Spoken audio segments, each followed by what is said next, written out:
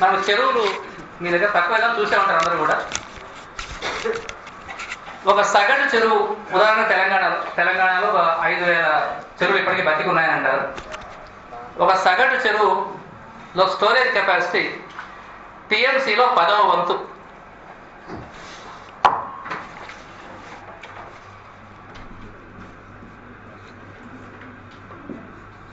అంటే మనం మరీ పెద్దది కాదు మరీ చిన్నది కాదు అనుకునే చెరువు యొక్క స్టోరేజ్ కెపాసిటీ టీఎంసీలో 10వ వంతు. అంటే ఒక టీఎంసీ అంటే 10 చెరువులు అనుకోండి. ఒక టీఎంసీ నీళ్ళు అంటే మరీ పెద్ద చెరువులు కాకుండా మామూలు సైజు చెరువులు 10 ఊహించుకుంటే అవన్నీ కలిపితే ఒక టీఎంసీ అట్లయినా లెక్క వస్తుంది మీకు. అది తెలంగాణలో ఉన్నటువంటి చెరువుల సగటు సామర్థ్యం 1/10 టీఎంసీ అని ఒక లెక్క దాని ప్రకారం చెప్తుంది. సరే అట్లా ఉండేవాడి. కాబట్టి ఆయన ఏం చేశాడంటే 2060 టీఎంసీల నీళ్లు 4-3 సంవత్సరాలు కృష్ణానదిలో అందుబాటులో ఉంటుంది అనే అభిప్రాయానికి ఆయన బచావత్ గారు వచ్చారు. సరే అంత నిజానికి లేదు, ఇవన్నీ అబద్ధాలు అని మీ యూనివర్సిటీలో శివాజీరావు గారు కానీ ఉంటారు, ఆయన అంటుంటారు. కానీ బచావత్ రిపోర్ట్ చదివితే మాత్రం ఆయన 100 సంవత్సరాల లెక్కలు తీసి చెప్పాడు. నాకు శివాజీరావు గారికి అంతకంటే ఎక్కువ ఇన్ఫర్మేషన్ ఉంటే నేను చెప్పలేను. కానీ ఆయన అభిమానులు ఇక్కడ ఉంటే దయచేసి ఏమనుకోవద్దు. 2060 టీఎంసీ పంచాలి కదా ఇప్పుడు. ఆయన బచావత్ తిరుగుతున్నది ఏం చేయాలి, దీన్ని పంచాలి. మహారాష్ట్ర, కర్ణాటక, ఆంధ్రప్రదేశ్ పంచాలి అన్నప్పుడు సహజంగానే 3 రాష్ట్రాలు ఏం చేస్తాయి, తమ రాష్ట్రాల్లో వెనకబడ్డ ప్రాంతాల గురించి వాళ్ళు అక్కడ కన్నీటి పెట్టుకుంటారు. మా రాష్ట్రంలో ఇంత ఎడారి లాంటి ఒక అనంతపురం ఉంది, మహబూబ్ నగర్ ఉంది అని మనవాళ్ళు, మాకు ఎడారి అయిపోతున్న గుల్బర్గా ఉంది. ఆ తర్వాత వాళ్ళకి నీళ్ళు ఇస్తారు లేదు వేరే సంగతి. ఏడ్చినప్పుడు ఈ జిల్లాల పేరు చెప్పి ఏడుస్తారు. అక్కడ ఏడ్చినారు, ఈ జిల్లాల పేర్లు చెప్పి ఏడ్చి ఏం చేశారు, మాకు కావాలి గొడవ పెట్టుకున్నారు. అయితే ఆంధ్రప్రదేశ్ సంబంధించి ఆ రాష్ట్రాలు ఏమన్నా ఇప్పటికీ చాలా ఎక్కువ తీసుకుంటున్నారు వాళ్ళు. ఇక్కడ ప్రధానంగా క్యాచ్మెంట్ అనే ఆర్గ్యుమెంట్ కూడా ఆ రాష్ట్రాలు తీసుకొచ్చాయి. ఏమనంటే నది 3 రాష్ట్రాల్లో ప్రవహిస్తుంది. ఆ నదికి నీటిని చేరవేసే ప్రాంతాన్ని మామూలు సులభంగా అర్థం చేసుకోవాలంటే ఆ ప్రతి నదిని కూడా ఎక్కడెక్కడో పడిన వర్షం చిన్న చిన్న వాగులు వంకలు నదిలోకి చేరుతుంది. ఆ చేరవేసే ప్రాంతాన్ని మనం క్యాచ్మెంట్ అందాం ప్రస్తుతానికి, టెక్నికల్ దీన్ని పోకుండా. ఈ క్యాచ్మెంట్ ఈల్డ్ ఎంత, క్యాచ్మెంట్ వైశాల్యం ఎంత అన్నది ఒకటి, ఈల్డ్ ఎంత అంటే ఎంత నీళ్లు వాస్తవానికి చేరుతుంది. వర్షం ఎక్కువ పడితే ఎక్కువ ఉంటుంది ఈల్డ్, లేదా తక్కువ ఉంటుంది. ఆంధ్రప్రదేశ్ క్యాచ్మెంట్ తక్కువ, ఈల్డ్ తక్కువే. అసలు ఈల్డ్ అంతా మాది.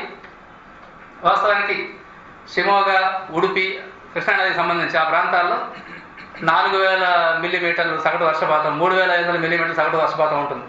మన దగ్గర కృష్ణానది పరివాహక ప్రాంతంలో మహబూబ్నగర్లో 500, కర్నూలు 500, అనంతపురంలో 450 మన దగ్గర కురిసే వర్షపాతం. అక్కడ ఎక్కువ కురుస్తుంది. కాబట్టి మా దగ్గర ఈల్డ్ ఎక్కువ, కృష్ణానదికి అంటే మా కంట్రిబ్యూషన్ ఎక్కువ. మా దగ్గర పడే వర్షం యొక్క కంట్రిబ్యూషన్ ఎక్కువ కృష్ణానదికి, కాబట్టి మీరు మాకే ఇవ్వాలా. ఆంధ్రప్రదేశ్ అవసరం మాకు ఎక్కువ ఉంది కాబట్టి మాకు ఎక్కువ ఇవ్వాలా. మాకు కరువు ప్రాంతాలు కదా కాబట్టి మాకు ఎక్కువ ఇవ్వాలా. అయితే బచావత్ వాళ్ళు ఏమన్నారంటే ఒక స్టాండ్ ఆయన తీసుకున్నాడు. ఏమని, ఇప్పటికే కట్టేసిన ప్రాజెక్టులను పూర్తి వాటి స్థాయిని కదిలించాం. ఆయన ఆ రోజే కానీ కృష్ణానది డెల్టా వర్క్స్, నాగార్ సాగర్ ఇప్పుడే కట్టేసినట్టు కూల్చేయాలి ఎవరని చెప్పరు. కానీ వాటి ఆయకటిని తగ్గిద్దాం, వాటికి నీటి కేటాయింపు తగ్గిద్దాం అని ఉంటే ఏమైందో చెప్పలేము. కానీ ఆంధ్రప్రదేశ్కి ఆయన చేసిన, అందుకే బచావత్ అవార్డు మనమే మెచ్చుకుంటాం. కర్ణాటక రాష్ట్రం తిడతారు, కేఎల్ రావు లాగే బచావత్ కూడా ఆ రాష్ట్రాలు తిడతారు. ఏమంటే ఆయన తగ్గించి ఉండొచ్చు కదా, ప్రాజెక్టు కూల్చమని ఎవరు చెప్పరు. ఉన్న ప్రాజెక్ట్ ఉంటుంది కానీ 2 పంటలు 1 పంటకే ఇవ్వండి అని ఉండొచ్చు. ఆయకటి తగ్గించమని చెప్పుంటే, టేలని తగ్గించమని చెప్పి ఉండొచ్చు. ఆయన చెప్పకుండా ఎంత కేటాయింపు ఉందో అంత కేటాయింపు అట్లా కొనసాగుతుంది అనడం వల్ల ఏమైంది అంటే వాస్తవానికి మన దగ్గర ఈల్డ్ కంటే మన క్యాచ్మెంట్ కంటే ఎక్కువే మనం తీసుకోగలుగుతున్నాము. అది ఇంకా కావాలని అడిగారు మనవాడు. అనంతపురాన్ని, మహబూబ్ నగర్ను ప్రధానంగా 2 జిల్లాలను చూపించి, ఇప్పటికీ ఆ 2 జిల్లాలను చెప్తా ఉంటారు కదా కరువు అంటే. ఆయన బచావత్ గారు ఏం చేశారంటే అంతా ఇవ్వలేము కానీ మహబూబ్ నగర్కు, జూరాలకు మాత్రం 17.5 టీఎంసీల కేటాయింపు ఒక్కటే చేశారు. మనకు అదనంగా బచావత్ అవార్డులో వచ్చింది ఏమిటంటే అప్పటికి ఉన్నటువంటి వాడకాన్ని ఏం నేను డిస్టర్బ్ చేయను, మీరు వాడుకోండి. అదనంగా ఒక మహబూబ్ నగర్ జిల్లాలో జూరాల ప్రాజెక్టు మాత్రమే బచావత్ అవార్డులో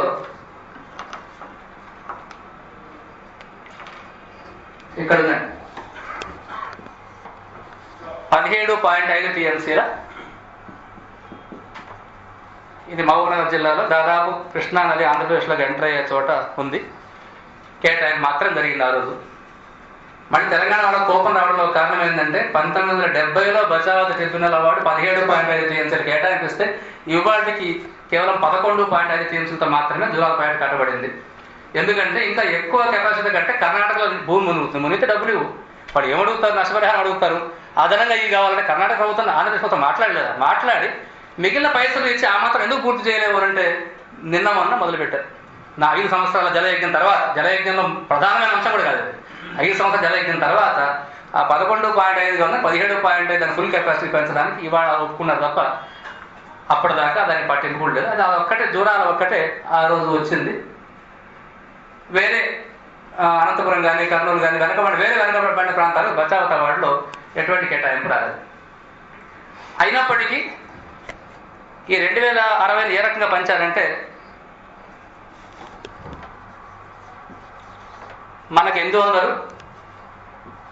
కర్ణాటకకు 695, మహారాష్ట్రకు 565.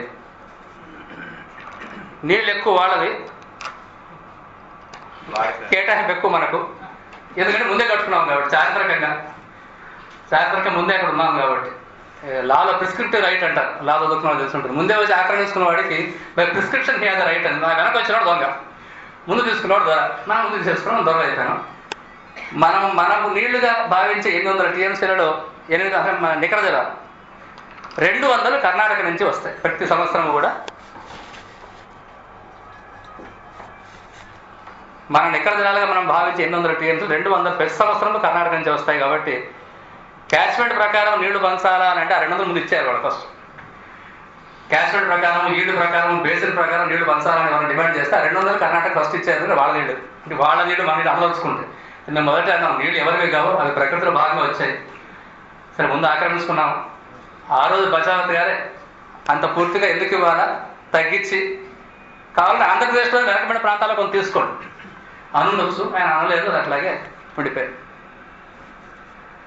అంటే కథ అయిపోలేదు. ఇంత అయిపోతే ఇప్పుడు మిగిలినవని మనకు చర్చకే రావు. ఆ తర్వాత ఏం జరిగిందంటే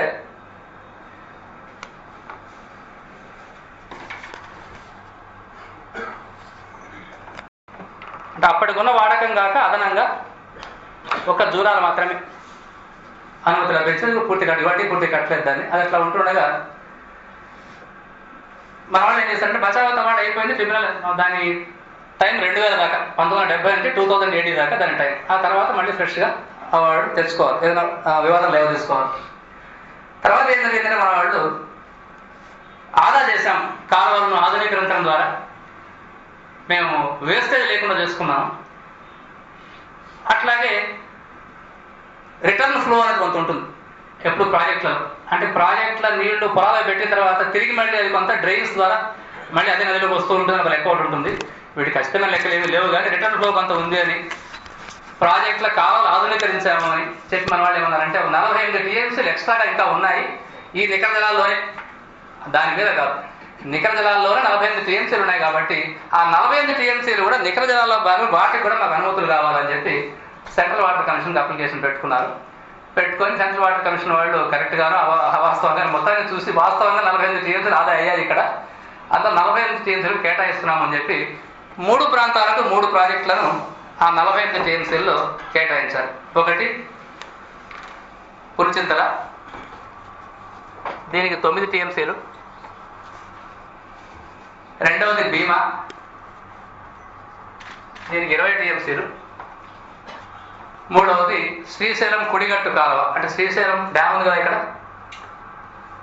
ఒరిజినల్గా బచావత్ అవార్డులో శ్రీశైలం కేవలం హైడ్రో ఎలక్ట్రిక్ ప్రాజెక్ట్ మాత్రమే, అది ఇరిగేషన్ ప్రాజెక్ట్ కాదు, అది కేవలం హైడ్రో ఎలక్ట్రిక్ ప్రాజెక్ట్గా ఉండేది. కానీ దాని నుంచి ఇటువైపుకు కాలువ తీసి కర్నూలు కడప జిల్లాలకు, ప్రధానంగా కర్నూలు జిల్లాకు శ్రీశైలం కుడిగట్టు కాలువ అనే దానికి 19 టీఎంసీలు, 20, 19, 9 కలిపి 48 టీఎంసీలు ఆదా చేశాము కాలువలను ఆధునీకరించడం ద్వారా. అట్లాగే రిటర్న్ ఫ్లో కొంత ఉంది, పొలాలకు ఇచ్చినటువంటి నీళ్ళు డ్రైన్స్ దాని తిరిగి నల్లోకి వస్తూ అంతా కలిపి 40 టీఎంసీలు ఉన్నాయన్నారు కాబట్టి దాన్ని పంచి అప్పటికి ఈ ప్రాంతీయ ఫీలింగ్ వచ్చేసింది కాబట్టి తెలంగాణకు 20, రాయలసీమ 19, ఆంధ్రాకు 9 అని 3 కూడా 1970లో 80